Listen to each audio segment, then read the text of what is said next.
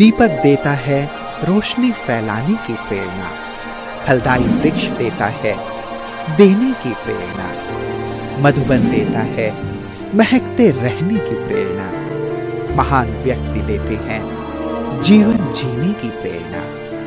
आओ प्रेरणा से दें हम सभी को प्रेरणा।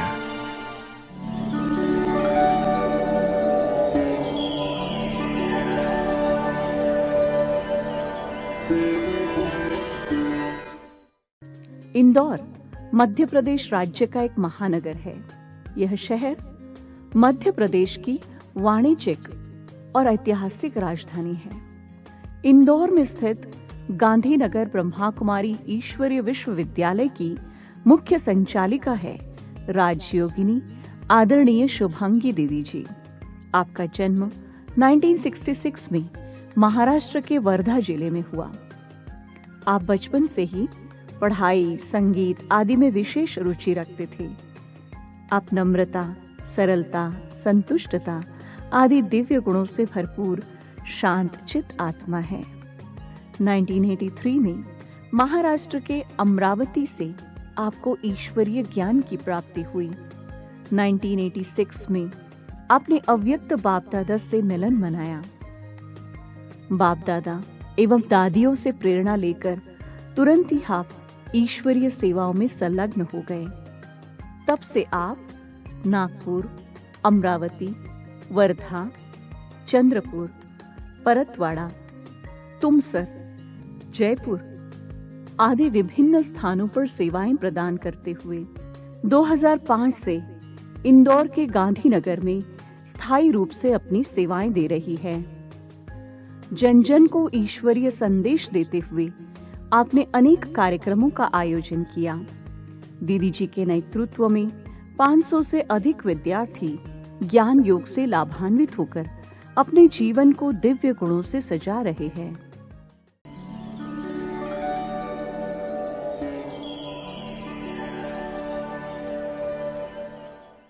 बचपन से ही माता पिता का पालना का अनुभव जो बच्चों को होता है उस तरीके से नहीं रहा, लेकिन अलौकिक रूप में, पारलौकिक रूप में मुझे तो यही लगता है कि परमात्मा ने पहले से ही उस ईश्वर की, प्रभु की मुझ पर नज़र थी और वही पारलौकिक और अलौकिक पालना का मैं बचपन से ही अनुभव किया। 70 में माँ की डेथ हो गई। उसके बाद 5 साल के बाद 75 में लौकिक पिता ने भी शरीर छोड़ा।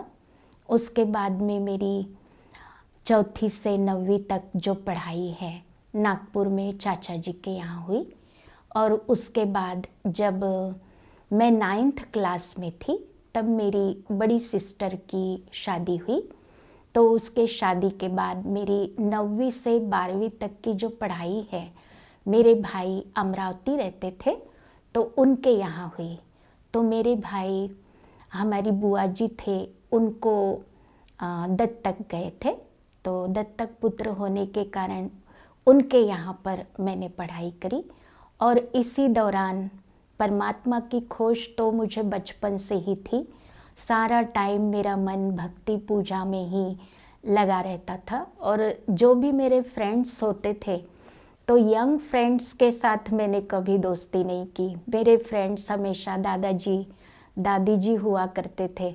मैं मंदिर में सत्संग सुनने, भजन सुनने में बहुत इंटरेस्ट रखती थी। तो स्कूल के फ्रेंड्स भी मुझे बहुत चिढ़ाते थे, लेकिन मुझे उसी में ही रुचि आती थी। और ड्रामा भी देखो कितना वंडरफुल है कि जैसे ही मैं 10th की पढ़ाई चली रही थी तो मेरे कोचिंग में एक मेरी फ्रेंड थी मनीषा खानजोड़े। तो वो बाबा की बचपन से ही बच्ची थी, विथ फैमिली वो लोग चलते थे अमरावती में।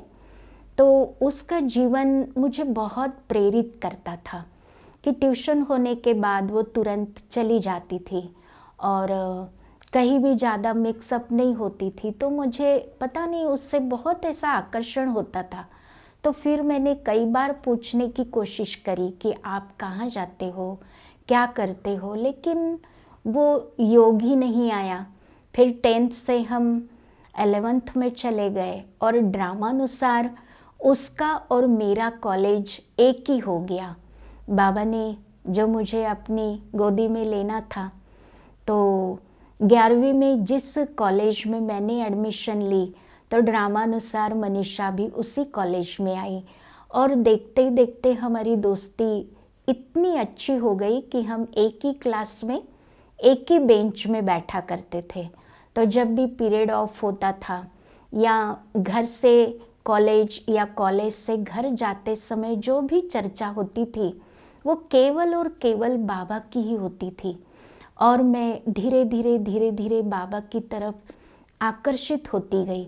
तो मैं जब भी उसको बोलती थी कि सेंटर कैसे होता है, सेंटर कहाँ है, मुझे आप ले चलो, दीदी से मिलाओ, तो वो हमेशा टालती रहती थी। तो मैं कहती थी तू मुझे दीदी से क्यों नहीं मिलाती है। और जब भी हम कॉलेज के बाद थोड़ा मंदिर जाते थे तो कोल्हटकर बिल्डिंग में अमरावती में माता जी के मंदिर के सामने ही सेंटर था। तो वो जैसे मंदिर से निकलते थे तो इतना बड़ा बोर्ड सेंटर की बिल्डिंग पर देखती थी, तो वो बोर्ड मुझे हमेशा ही खींचता था कि निकट भविष्य में श्री कृष्ण जी आ रहे हैं। और ये पढ़ पढ़ के लाइन मेरा और भी आकर्षण बढ़ता जाता था और मैं उसको बोलती थी मनीषा मुझे सेंटर चलना है, तो मुझे ले चल। लेकिन वो कभी भी हाँ नहीं कहा। लेकिन ये भी बाबा की कुछ प्लानिंग थी, बाबा को मुझे विधिवत ही लाना था। फिर वो दिन आया 20 दिसंबर 83, जहाँ पर अमरावती में नेहरू मैदान में बहुत बड़ा मेला हुआ था, जहाँ माउंट आबू से दादी चंद्रमणि जी आए थे और बहुत सारे मधुबन निवासी भाई बहनें भी आए थे। तो उस दिन वो मेरे घर कार्ड लेकर आई, बोले शुभांगी आज तुझे हमारे प्रोग्राम में आना है, ये दीदी ने आपके लिए कार्ड दिया है, आज हमारे मेले का उद्घाटन है शाम को, तो आप उद्घाटन पर पहुंचना। और वो कहीं जा रही थी, उसके हाथ में डायरी पेन था। तो मैंने कहा तू कहाँ जा रही है, तो बोले मैं तो स्कूल जा रही हूँ। तभी फ्रेंड्स होने के नाते मैंने उसको कहा, मैंने कहा आज तो संडे है, तू कौन से स्कूल जा रही है। मैंने कहा कौन सी मजाक कर रही है, अपन तो एक ही क्लास में है, एक ही ट्यूशन में है, एक ही बेंच पर बैठ कर के दोनों पढ़ते हैं, तो तेरी दूसरी अलग से स्कूल कहाँ से आ गई। तो उसने स्माइल किया और चली गई। और फिर मुझे जो निमंत्रण मिला, तो मैं शाम को घर के सारे काम करके जैसे ही मैं पंडाल में पहुंची तो मेरी नज़र एकदम ब्रह्मा बाबा की तस्वीर पर पड़ी। और जैसे ही मैंने बाबा की तस्वीर के तरफ देखा तो एक मैग्नेट की तरह मैं खींचती चली गई और एकदम बाबा के फोटो के सामने जाकर के खड़ी हो गई और मेरी अश्रुधारा चलने लगी कि मुझे तो मेरे पिता मिल गए। फिर मैं मेला घूमते घूमते उस स्टॉल पर पहुंची जहां मनीषा की मम्मी बैठी थी। तो मैंने कहा आंटी जी मनीषा कहाँ है। तो आंटी जी ने कहा मनीषा तो देवी बन गई। तो मुझे बड़ा आश्चर्य लगा कि मेरी फ्रेंड देवी बन गई, तो ये क्या चक्कर है। तो फिर आंटी जी ने कहा तू यही ठहर। मनीषा ने कहा है कि कल से जो राजयोग शिविर है, तो जब भी शुभांगी आएगी तो उसका रजिस्ट्रेशन करा लेना। बोले अभी ये सामने जो नवदुर्गा दर्शन दिखाई दे रहा है ना, तो ये स्टॉल खुलेगा और फिर तू पहचानना कि मनीषा कहाँ है। तो जैसे ही स्टॉल खुलने वाला था तो उस समय उद्घाटन करने के लिए मेले का ज्ञानी झैल सिंह जी आए थे और उनके साथ बहुत सारे वीआईपीस भी थे। तो उनके साथ मैंने पूरा मेले का अवलोकन किया और जैसे ही नवदुर्गा दर्शन का वो स्टॉल खुला झांकी का, तो मैं देखती रह गई, मनीषा कहाँ है, मुझे तो पहचान में ही नहीं आ रही थी। फिर आंटी ने बताया कि देखो वो लक्ष्मी के रूप में जो रोल कर रही है वो आपकी फ्रेंड है, आपको भी बनना है ऐसे। तो फिर मुझे आंटी की बात बहुत ही एकदम आकर्षित करने वाली लगी कि ऐसे कैसे हो सकता है कि ऐसे कलयुग में अपन ऐसे बन सकते हैं। तो फिर दूसरे दिन मैंने शिविर किया और बस वो पहला दिन और आज का दिन एक हो गया। फिर मैं रेगुलर कभी भी मैंने सेंटर जाना मिस नहीं किया। इतना तो क्या, मेरे एग्ज़ाम्स भी जब रहते थे तब भी मैं सेंटर जाके दीदी की दृष्टि लेती थी और दृष्टि लेने के बाद ही मैं पेपर के ले जाती थी। तो जब भी मैं सीता दीदी को देखती थी तो देखते देखते ही मैं एकदम अशरीरी हो जाती थी और मेरे आँखों से अश्रुधारा बहने लग जाती थी। 84 में जैसे ही एग्ज़ाम्स पूरे हो गए तुरंत ही मैं सेंटर आ गई। दीदी ने कहा था कि अभी कन्याओं का ट्रेनिंग होने वाला है, आप जाओगे? तो मैंने कहा हाँ दीदी, मुझे ज़रूर ट्रेनिंग करना है। तो मैं उस समय ट्रेनिंग में तो नहीं गई कुछ कारणवश। फिर दीदी ने मुझे दूसरी सेवाओं में भेजा। फिर मैं 86 में जब फिर दीदी ने मुझे नागपुर भेजा तो नागपुर से ही मैं बाबा मिलन के लिए गई। माना मैं कन्या रूप से बाबा से नहीं मिली, डायरेक्ट टीचर बन करके बाबा से मैं मिली। तो वो भी अनुभव बहुत ही वंडरफुल है। जैसे मैं बाबा से मिल रही थी तो मुझे नहीं पता था, क्योंकि फर्स्ट बार मेरा मिलन हो रहा था। तो मैंने मनीषा को कहा था, मनीषा मुझे तो नहीं पता कि मैं जाऊंगी तो मेरे साथ क्या होगा, मैं वरदान सुन पाऊंगी या नहीं, तो आप न डायरी में लिखना। तो उसको मैं बोल करके मैं मंच पर आई। तो मंच पर दादी के साथ में हमारी आदरणीय पुष्पा रानी दीदी जो नागपुर जोनल इंचार्ज थे उस समय, वो भी थे और सीता दीदी भी थे, बाकी सारी सीनियर टीचर्स भी थे। जैसे ही मेरा नंबर आया तो बाबा ने मेरा हाथ पकड़ लिया और जैसे ही बाबा ने मेरा हाथ पकड़ा मैं तो एकदम गुम हो गई। मुझे जैसे ना कुछ दिखाई दे रहा है और ना सुनाई दे रहा है, ऐसा अनुभव हो रहा था। बहुत बड़ी शिवलिंग को ही मैं एक टक निहार रही हूँ, लाइट ही लाइट है, ऐसा अनुभव हो रहा था। और बाबा ने मुझे कहा, बच्ची तू तो सदा खुश रहकर अनेकों को खुश कराने वाली हो, आगे बढ़कर अनेकों को आगे बढ़ाने वाली हो। ऐसी भरपूर आत्मा को स्वतः ही प्राप्ति होती है। बच्ची ऐसी हो ना। तीसरे बार तक बाबा ऐसे कहता रहा और मेरा जब तक जवाब नहीं आया, बाबा ने तीसरे बार मेरे हाथ को एकदम झटका, बच्ची ऐसी हो ना। जैसे बाबा ने कहा बच्ची ऐसी हो ना, तो एकदम मेरे मुंह से निकला जी बाबा।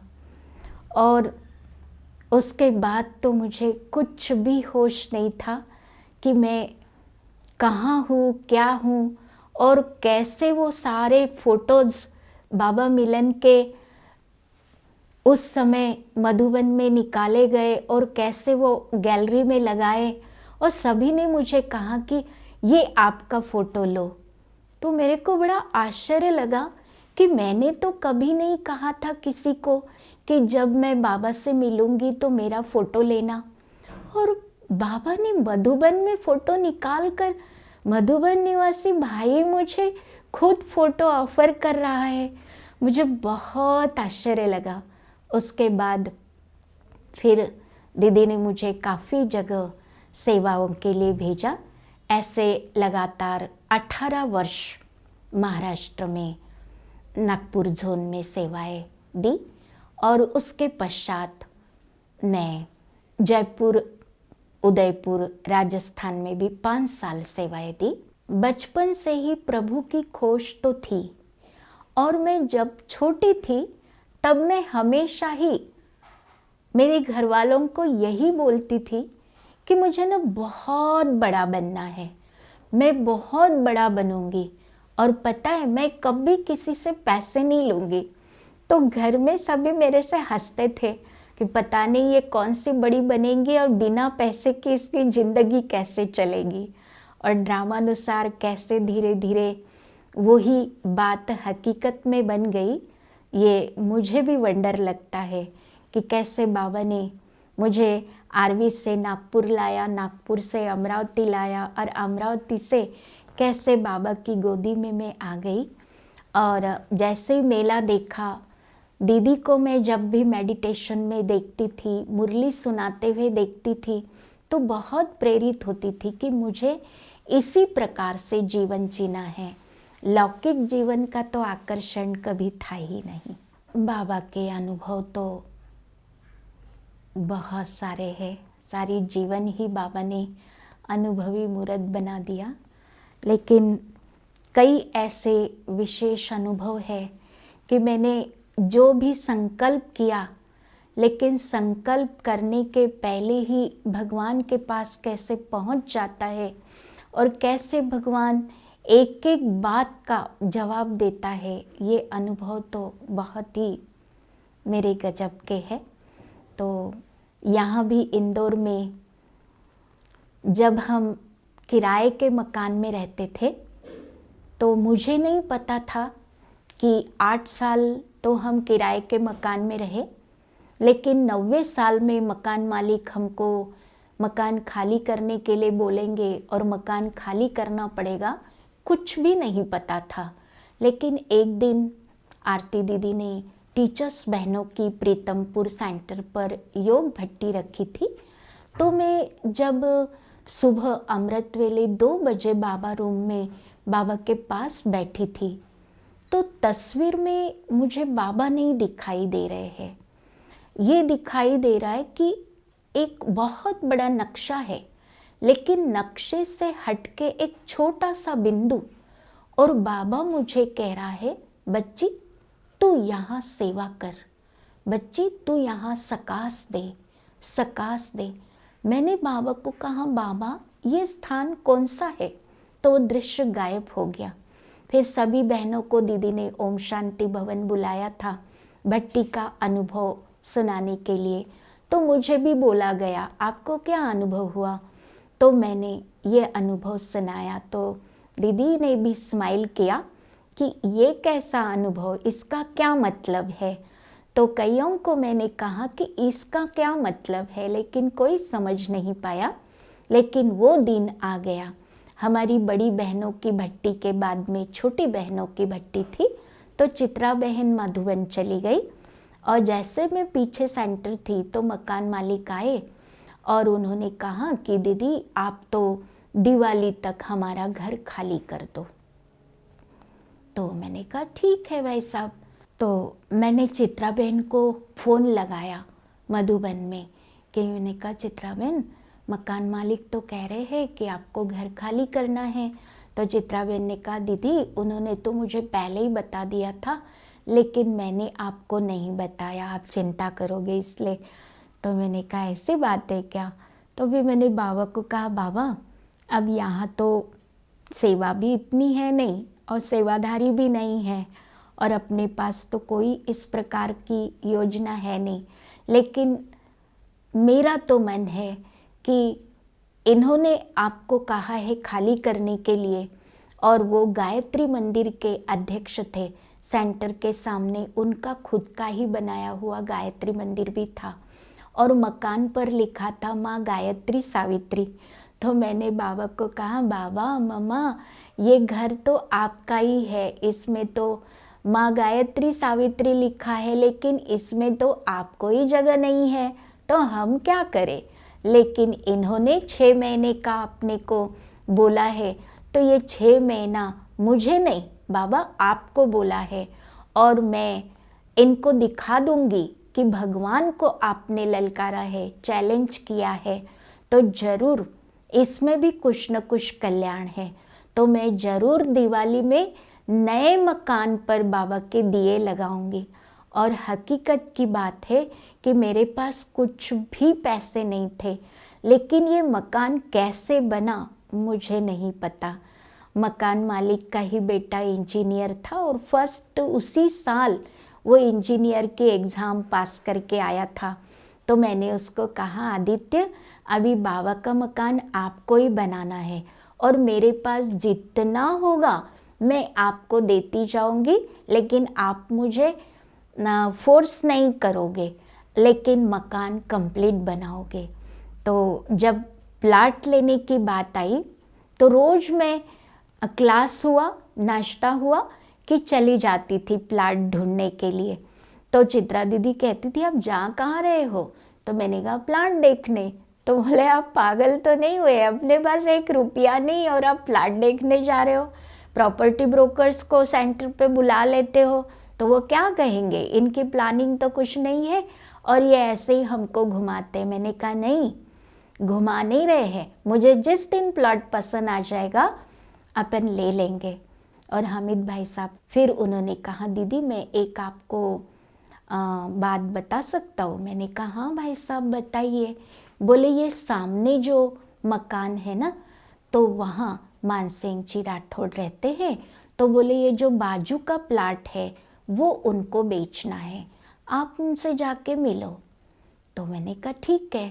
तो जैसे ही हम जवाहर भाई के साथ में मानसिंह भाई के पास आए, जो सेंटर के बाजू में ही उनका मकान है, वो खुद भी रहते हैं, उनके ही यहाँ पर 10 मकान है, मतलब पूरा उनका परिवार 10 परिवार मेंबर्स, तो 10 मकान यहाँ पर उनके फैमिली के हैं। तो उनके पास गए तो उन्होंने कहा हाँ आपको हम दे सकते हैं, लेकिन पहले 14 लाख बोला, फिर 13.5, 12 इतना तक उन्होंने कहा कि चलो लास्ट 11। मैंने कहा नहीं भाई साहब, हम इतना तो नहीं कर पाएंगे और हमको 30-60 भी अभी फ़िलहाल तो नहीं चाहिए, हमको आधा ही अभी हम परचेस करेंगे, उसके बाद अगर हमारी व्यवस्था हो जाएगी तो हम इसको अटैच कर लेंगे, 30-60 कर लेंगे, लेकिन अभी तो हमको आधा ही दो। बोले दीदी ठीक है। तो मैंने कहा मैं इतना तो नहीं कर पाऊँगी। तो लास्ट में मैंने कहा 10 में अगर आप मानते हो तो ठीक है, 10 और बस। तो फिर मुझे लगा कि मैंने कहा भगवान को तो बाद में समझना, पहले मुझे समझो, क्योंकि हमारे मकान मालिक ने कहा है कि 6 महीने में मकान खाली करना है और मेरा संकल्प है कि मैं बाबा के नए मकान में दिए लगाऊंगी और उनको दिखाऊंगी, देखो आपने भगवान को कहा था, मुझे नहीं, और उसने हमको नए मकान में बिठा दिया। ऐसी मतलब मदद करी कि जिसका मैं क्या बताऊँ। एक कैसे फरिश्ता रूप में बाबा आए और एक ऐसे बच्चे को निमित्त बना दिया कि उन्होंने हमको मदद करी। और फिर ये मकान कैसे बना ये तो पता ही नहीं चला, मतलब 3 साल तक तो केवल प्लाट के ही पैसे हमने दिए, लेकिन 6 महीने के अंदर मकान बन चुका था। दादी दीदियों के साथ का भी मुझे बहुत अच्छा अनुभव रहा। सबसे पहले जब बाबा मिलन हुआ 86 में, और 86 के बाद 87 में जब टीचर्स की सबसे पहली ट्रेनिंग हुई थी, तो ट्रेनिंग के बाद में जैसे मेरी टिकट महाराष्ट्र की बनी हुई थी नागपुर में, लेकिन दादी ने कहा, रतन मैनी दादी ने, कि आपको दूसरी जगह जाना है। तो दादी ने सिंधी में लेटर भी लिख कर दे दिया पुष्पा रानी दीदी हमारे जोनल इंचार्ज के नाम से कि ये लेटर देना और आप तुरंत आ जाना, हमें आपको बिदर भेजना है। फिर मैं जैसे ही गई तो दीदी ने भाई बहनों को कहा, देखो ये तो अपना टिकट कटवा के आ गई, बोले इसको तो दादी ने पसंद कर लिया, ये तो यहाँ नहीं रहेगी।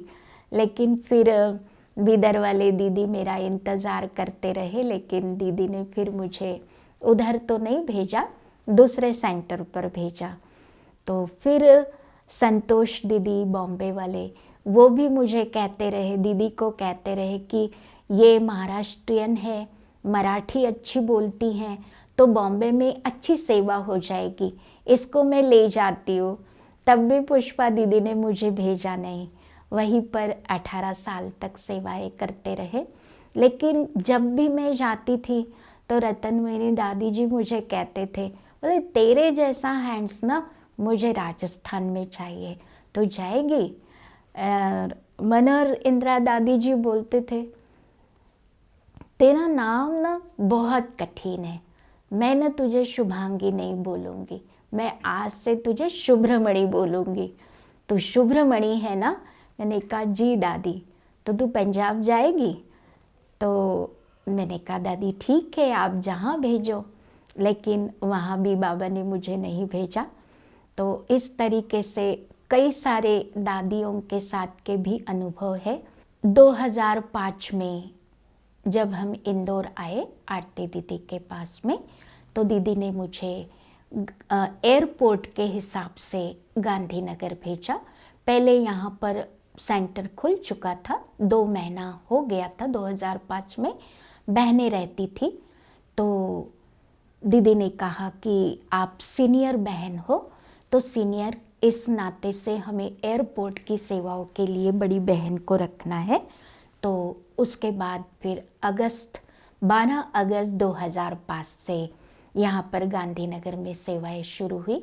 वैसे तो महाराष्ट्र में वैरायटी प्रकार की सेवाएं हो ही रही थी, लेकिन दीदी जी का बहुत बहुत मैं धन्यवाद करना चाहूँगी कि दीदी ने मतलब मुझे बहुत आगे बढ़ाया और सेवाओं का बहुत चांस दिया। तो इसके पहले मैं इतना स्ट्रेस मैनेजमेंट कोर्सेस के लिए बाहर नहीं जाया करती थी, लेकिन दीदी ने कहा नहीं आप ये सेवाएं करो। तो फिर पूरे जोन के अंदर और बाहर भी मैं कंपनीज़ में, स्कूल, कॉलेजेस, सेंटर्स पर स्ट्रेस मैनेजमेंट कोर्स के लिए भी जाती हूँ। और वैल्यू एजुकेशंस के भी जितने भी स्कूलों कॉलेजों में प्रोग्राम्स होते हैं उसके लिए भी दीदी पूरे जोन में और जोन से बाहर, मतलब लगभग अभी तक पूरे भारत में अनेकों शिविर के माध्यमों से ये सेवाएं हुई। और चाहे वो एजुकेशन विंग हो, चाहे वो ग्राम विकास विंग हो, सब प्रकार की सेवाएं। और एयरपोर्ट होने के कारण आरती दीदी ने मुझे एविएशन शिपिंग एंड टूरिज़्म, जिसे सैटविंग कहते हैं, उसका भी मेंबर बनाया। और यह गांधीनगर सेवा केंद्र की ओर से ये सैटविंग की भी सेवाएं होती रहती है। ब्राह्मण जीवन की विशेष धारणा तो मेरी यही है कि मुझे मेरा पर्सनल पुरुषार्थ पर मैं ज़्यादा जोर देती हूँ। परिवार में चाहे जो भी ऊपर नीचे भी होता है, लेकिन मैं ये ध्यान देती हूँ कि मुझे व्यर्थ में नहीं जाना है। मुझे बाबा कहता है ना, जो का तो श्रीमत को पालन करना है, इस पर मैं विशेष अटेंशन देती हूँ। वर्तमान समय का यही पुरुषार्थ है, समय को देखते हुए कि समय को व्यर्थ न करते हुए अशरीरीपन का जितना ज़्यादा से ज़्यादा अभ्यास हो सके उसका मैं ध्यान देती हूँ। और हर साल 18 दिन अव्यक्त मास के जो होते हैं वो मेरा मौन होता है। इस बार भी मैंने 18 दिन तक 10 घंटे की भट्टी और 24 घंटे का मौन किया था। अंतिम समय का मेरा यही पुरुषार्थ है कि पवित्रता की सूक्ष्मता कि मन, वचन, कर्म पर भी मेरा पूरा अटेंशन हो। मन से भी, वाचा से भी, कर्म से भी किसी भी आत्मा को मेरे द्वारा दुख ना हो, दुख ना पहुँचे, इस पर मैं विशेष ध्यान देती हूँ। ब्राह्मण परिवार के प्रति भी मेरा यही विशेष संदेश रहेगा कि वर्तमान समय को देखते हुए अपने आध्यात्मिक पुरुषार्थ में बहुत ध्यान देना है, क्योंकि स्वयं परम पिता परमात्मा आकर के हमको ऐसा सुंदर सतयुगी 21 जन्म का वारसा हक दे रहे हैं, तो ये हमें लेना ही है। जितना हम बाबा को याद करते हैं तो सारे विघ्नों को भी हम कैसे आसानी से दूर कर सकते हैं। तो ज़्यादा से ज़्यादा राजयोग मेडिटेशन का अभ्यास करें और अपने कर्मों पर ध्यान दें, तो ही ये संगम युग का सुंदर समय का हम लाभ ले सकते हैं।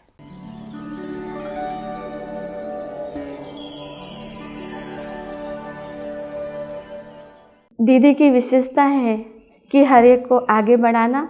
मैं 20 साल से दीदी के साथ रहती हूँ, तो सबसे पहले दीदी कहती है कि पहले आप आगे हो, और कोई भी सेवा में दीदी आगे रखती है।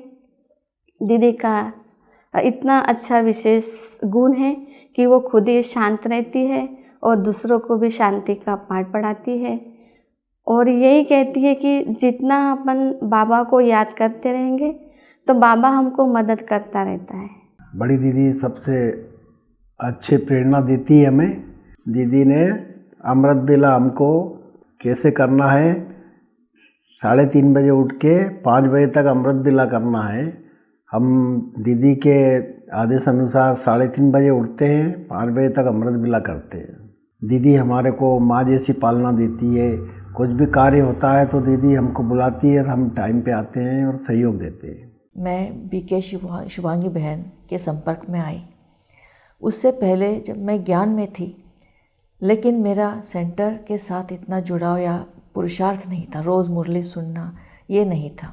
लेकिन जब से मैं दीदी से मिली तो उसके बाद मैं रोज़ मेरा सेंटर आना, मुरली सुनना, दीदी की पालना मुझे मिलने लगी। दीदी की जो विशेषता ये रही कि कुछ भी विषम परिस्थिति हो, उसमें भी दीदी बहुत ही हिम्मत से काम निभाती है, और उसकी जो अचल अडोल स्थिति रहती है वो मुझे बहुत इन्फ्लुएंस करा। दीदी के साथ रह के दीदी ने बहुत सारी बातें ऐसी समझाई है, बहुत कुछ, मतलब बिजनेस में भी, शॉप पे भी बहुत चीज़ों से इससे फ़ायदा होता है। कुछ भी काम होता है, दीदी को कुछ कोई परेशानी होती है, मैं दीदी के पास आता हूँ, दीदी पूरा सॉल्यूशन देती है, उसका हल करती है। दीदी से बहुत कुछ सीखा है, रहने का तरीका, बात करने का तरीका, कुछ भी प्रॉब्लम होती है कैसे उसको अपने को हल करना है, गुस्सा नहीं करना है, सबसे अच्छे से बात करनी है। हमारी दीदी हमारी प्रेरणा की स्रोत है। दीदी से हमें बहुत सारे अनुभव मिले हैं और दीदी हमेशा पॉजिटिव रहती हैं, तो निश्चित है कि हम भी उनसे मिलते हैं तो हम बिल्कुल एनर्जिक हो जाते हैं। और मेडिटेशन एक ऐसा ज्ञान है कि जिससे मेडिटेशन से अपन जो भी समस्याएं अपनी होती है सारी तुरंत हल हो जाती है और अपन फिर से नए सिरे से एकदम एनर्जिक हो जाते हैं। दीदी जी से सुबह से लेकर शाम तक अपने को किस तरह से अपने आप को एनर्जी फुल रखना है, ये हमें दीदी से ही ज्ञान मिला है। दीदी हमारे बहुत ही नर्मचित है, और मेरे को मतलब मेरे जीवन में बहुत सारी ऐसी परिस्थिति आई है जिसमें दीदी ने मेरा बहुत सहयोगी रहे हैं। दीदी बहुत गाइड किया मुझे दीदी ने, और बहुत हिम्मत से मुझे चलना सिखाया।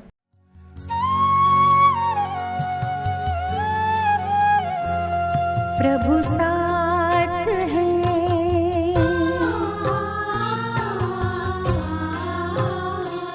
प्रभु साथ है तो जीवन में हार का डर कैसा।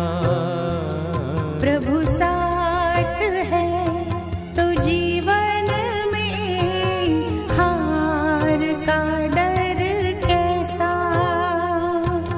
मन को बना लो निर्मल दर्पण, कर्म हो कुंदन जैसा। पल पल मिलेगी सफलता तुमको, उनका है कहना ऐसा। प्रभु साथ है तो जीवन में हार का डर कैसा।